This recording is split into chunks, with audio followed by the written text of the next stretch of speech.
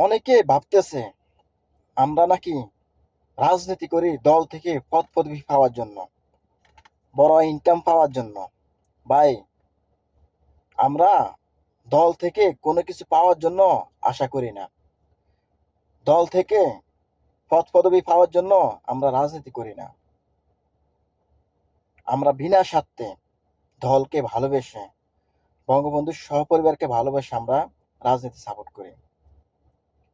এখানে আমাদের 2 টাকা পাওয়ার জন্য আমরা দৌড়াই না।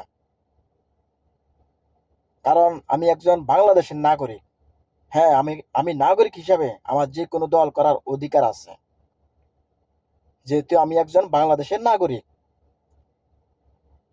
আমার কাছে দল ভালো লাগে আমি করি। যে কোনো দল আমার কাছে ভালো লাগে, হ্যাঁ আমি করি, কারণ আমার করার অধিকার আছে।